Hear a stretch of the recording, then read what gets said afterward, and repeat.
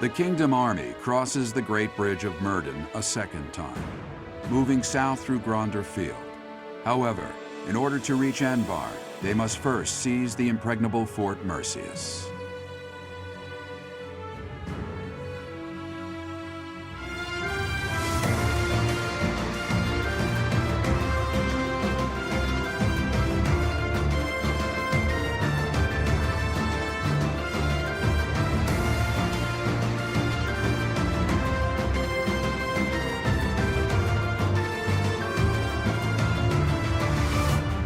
Fort Mercius. Said to rival Aryan Road, the Silver Maiden. Perhaps a head-on siege was a foolish plan after all. No, you're right that it's the only way. I don't think the Death Knight would have fallen for any tricks. Even if they are denied supplies, they could hold a fortress like this for months. And we cannot discount the possibility that they will receive more reinforcements if our siege is delayed. Yes, my thoughts exactly. And we have no option but to do the best we can. Say, Professor, in the past, it seemed like the Death Knight took some strange satisfaction from his fights with you. He's an unpredictable opponent, a dangerous one. Please proceed with caution. Okay. No need to worry. I have not come this far just to lose you here. I'm serious. Do not be reckless out there.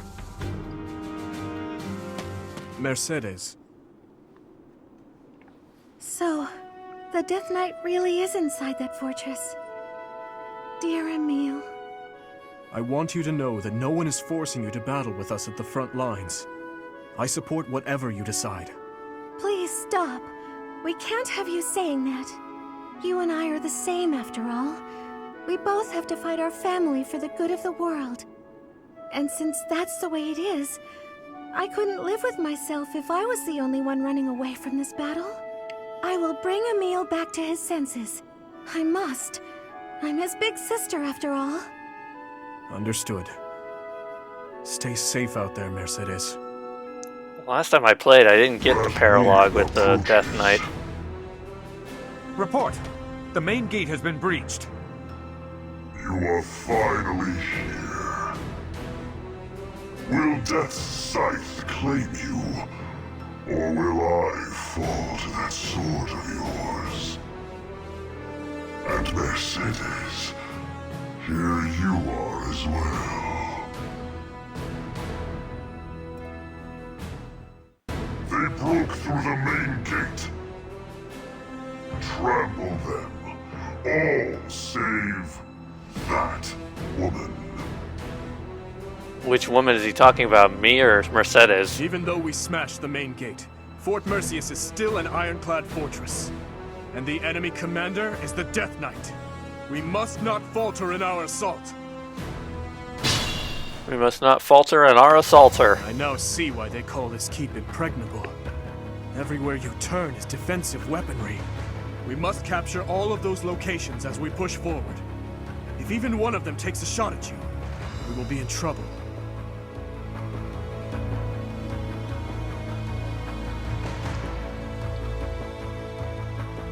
Okay.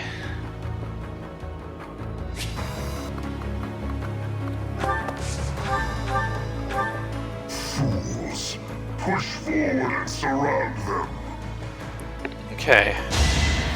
Going big here, taking on the beast. I'm just pushing forward. Will this ever end? Seeing if I can just immediately take the Death Knight out. Sunshine. What's my Like, strategy? I could, in theory, may just be able to end this fight super quick.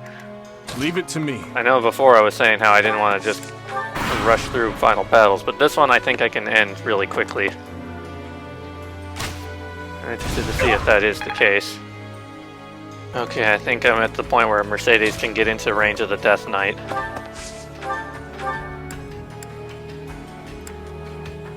She is one off. Be at peace. Can Dorothea reach Mercedes? She somehow can. Okay, this is fine then. Okay. Normally this is a Nets thing to take out the Death Knight in one shot, but today for plot reasons, we're going to I came here to give it to you. Let's return together, Emil. Leave. The place of your death is not here.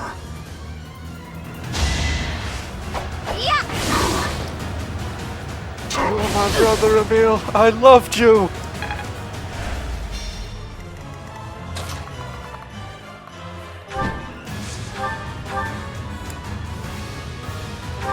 I'm not gonna have him take out Emil because, again, narratively, it's tough, but I don't love that I'm trying to make it be Mercedes, but I think that's ultimately how it has to go.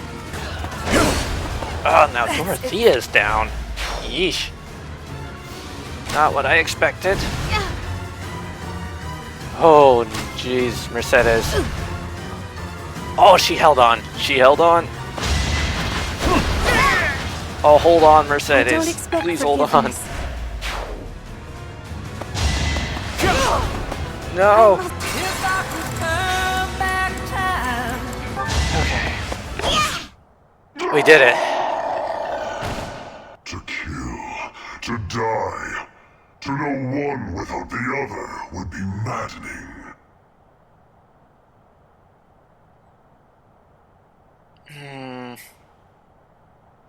It hurts.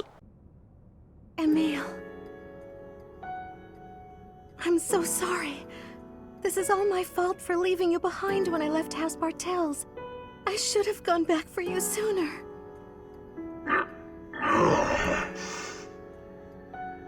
I'm sorry for not being a better sister to you. Mercedes. Please forgive me, Emil. Mercy, we need to go. Now. Goodbye. Your Highness, our capture of the fortress is complete. Now the path to the Imperial capital is finally open to us. Once we have finished cleaning up after the battle, let's have another meeting to discuss our next move. We should have his victory celebration. It would be one thing if we were at home or at the monastery, but to waste our resources like that here would be most... Pardon the interruption. We've just received a letter from Margrave Gautier. Very well. I will read it at once. Margrave Gautier, so that's with See. Sylvain's family. It seems the conflict within Fargus has at last come to an end. Yes, Your Highness. Margrave and the other Eastern Lords are at the center of it, and are gathering the kingdom's military forces even now. They intend to join with the Alliance army and send troops and supplies to the monastery. What do you know? My old man is really pulling his weight. Did he seem well? Yes, as well as can be expected. He has taken it upon himself to bring order back to our troubled territory, while His Highness is away. I am truly in the Margrave's debt. I will be sure to thank him properly at first opportunity. Thank you for the information. Now tell me, did it seem to you that my presence was needed back at the monastery? Well, I do have a verbal message from the Margrave on the subject. A verbal message? How strange. The other day, he arrested one of Viscount Kleiman's men. And, well, the prisoner has claimed involvement in the tragedy of Dusker. He has implicated his lord as well. Go on. I was told they would be transporting this man to the monastery, along with the troops and supplies. The Margrave said that regardless of the credibility of the man's testimony, how he should be dealt with was your decision alone, Your Highness. Very well. All that considered, I will return to the monastery at once. Will you come with me, Professor? Yes. Thank you.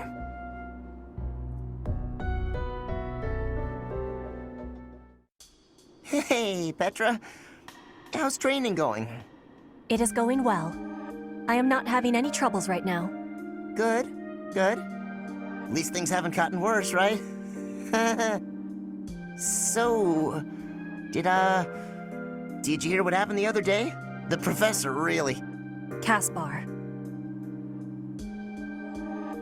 Oh, whoa, okay, there's no need for that. You are the son of my father's killer. That means I must be killing you and taking revenge. What? I thought you said it wasn't a big deal. We're not our parents and all that. Your optimism is not making sense. It is not possible that you are not having hatred for me. My father was killed. By the Empire. By your father. And so I will be impaling you on this blade to be satisfying a deep wish of mine. A deep wish? What are you talking about? I am talking about my wish. Of course, I am also having another wish. An even deeper wish. I wish for you and I to keep being friends. To keep fighting and surviving together. When you are speaking of your father, it is with a proud smile that injures my heart. But that is only a small thing. You also are working harder than anyone I am knowing, so I can't bring myself to be killing you. I see. So you do hate me because of what happened, but you still want to be my friend? You haven't stabbed me yet, so you obviously want me to live more than you want me to die. I hope. That must be the truth. More than all of it, I am not wishing to be losing you. It would give me great sadness. Oh, okay, that's a relief. I don't want to lose you either, and I definitely don't want to fight you.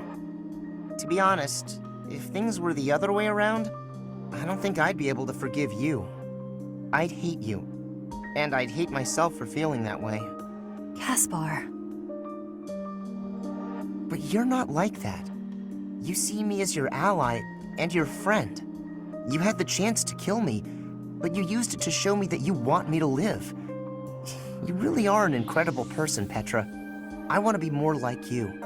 I want to prove that I'm a good friend. I promise, you won't regret letting me live. You have my gratitude for your understanding.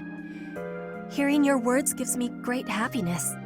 I was always feeling a barrier between our hearts. I am sure I was also the one putting it there. But from now onward, I will be sharing all of my heart with you. My grief and anger, joy and love, all of it. I'd like that, Petra. From now on, we'll be more honest and open with each other. Frigid ocean waters! I can feel them already! Calm, calm. Just listen to me for a moment. There's something I need to tell you. The reason I worked for House Varley, Bernadetta, was to kill you. Ha! I knew it. I always knew you were out to kill me! Sink me into the deep, dark, freezing depths! Hold on. House Varley? But why? As you well know, theirs is one of the 6 great noble houses, the true rulers of the Empire. And you're the heir, with a crest. There were tons of people who wanted you wiped out. Like people who want to eradicate House Varley. Or a relative who wants the glory for themselves. That particular breed of treacherous nobility is the kind that'd hire a kid to do their dirty work. The first thing that kid would do, get close to the target by befriending her. Find an in through, say, an assistant gig. This kid you're mentioning sounds real. That was you, wasn't it? Yours truly. My biggest mistake? Getting to know you. I crept into your room one night and readied my blade. The whole thing had been a breeze, up until that moment. I couldn't bring myself to do it. While I hovered there, hesitating, your father came in. You know the rest. Why are you telling me all this? I'm so confused. Because I want you to look at it objectively. I was hired to kill you. Your father protected you from me. A filthy assassin. He was looking out for you. You're lucky to have a father who cares for you enough to do that. Father protected me? He protected me. Yeah, why would I lie? At this point, I figure it's you who hates me, and not the other way around. I don't hate you, Yuri. But I mean, I do feel weird. But I don't know how to feel. Can't we just be friends? Like back then? You want to be friends with Me? The reason you couldn't kill me was because we were friends, right? Well... You were my first friend. My very first friend. The first person who played with me. The first person who went on adventures with me. The first... And you were the first friend I had to baby that much. What do you mean? Well, even so, you were the first friend who cared for me. The whole thing was probably a sham anyway.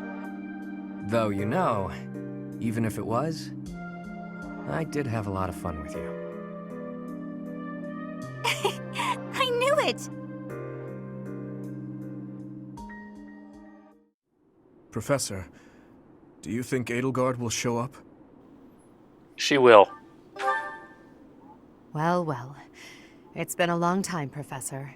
And hello to you too, Dimitri. There they are. Edelgard, I did not think you would actually accept my request.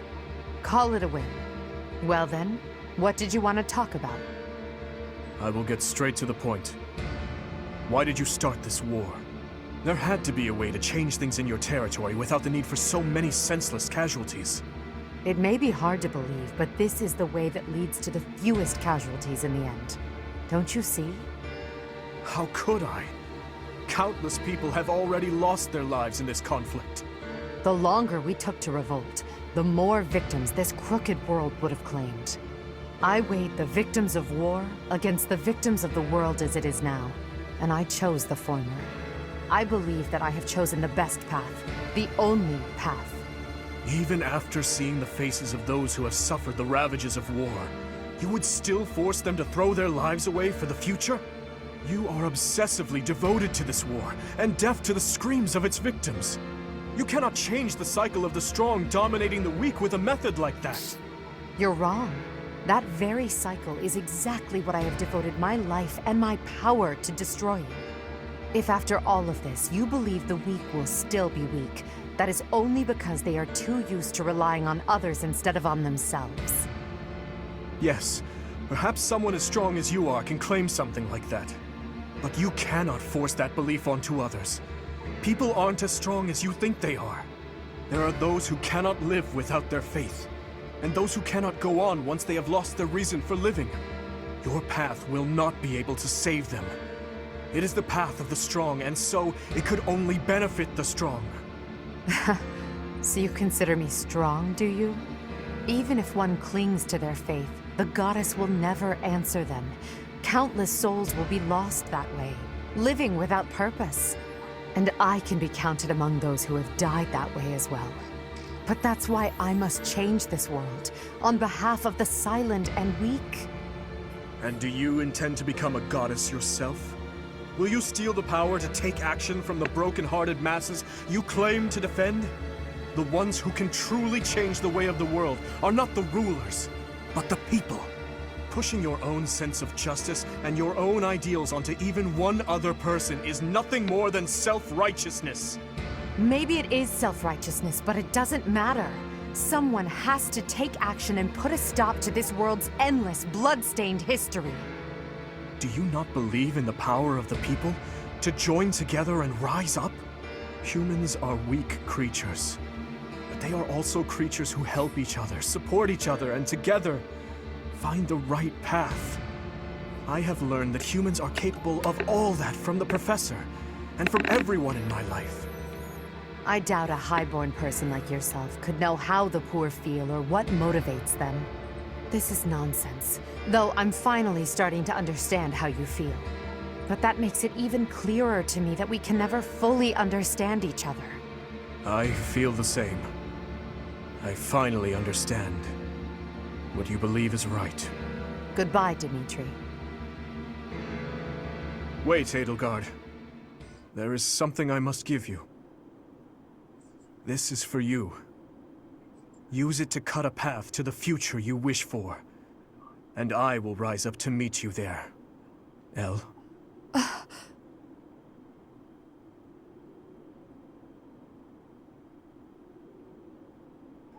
Elle! So it's true. You're really going away? Going back home? There's nothing I can do about it. It's all happening so fast. I'm as surprised as you are. Elle. Here. I want you to have this. Elle, listen to me. No matter how hard things get, you can't give in, okay? You've got to cut a path to the future you wish for, no matter what. It's a dagger? Why would you give me something like this? Oh, I'm sorry. I couldn't think of anything better to give you. Edelgard, what are you doing? It's time to go. Hurry and get in the carriage. Oh, I'm sorry, Uncle. I have to go now.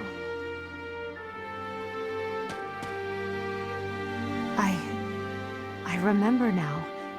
You gave me a dagger all those years ago. I'm still sorry about that. I should have given you something that would have made you happier. Perhaps. At the time, I was quite flustered by such a dangerous gift. I left without giving you a proper response, and that was the last time we saw each other. True. It is a sweet memory, with a bitter ending. I'm afraid it will do no good to reminisce, Dimitri. That girl you knew back then is gone, as good as dead. But I'll tell you now what I wasn't able to tell you back then. Thank you, my dear forgotten friend. Because of you, I never lost my heart. As for the future, that will be decided in battle. King of Fargus, as the Emperor, I shall await your arrival in Inbar.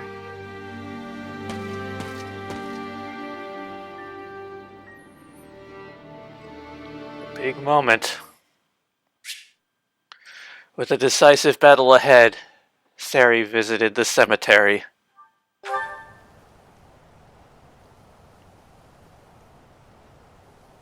Sorry. It looks like I'm going to have to leave you now.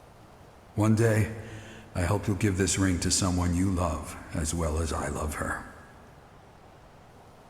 Someone I love. I have, honestly, not as many options as I was expecting. Really? Like, including one option that I was expecting to have, but that is not on the list. That's really interesting. Huh. I'm not going to reveal who I pick right now. I'm going to leave that as a surprise for when we see it in the final episode. But this is also where I need to stop my recording because I have to start work in 15 minutes. So, yeah. I will leave this here, and we will be back for the finale.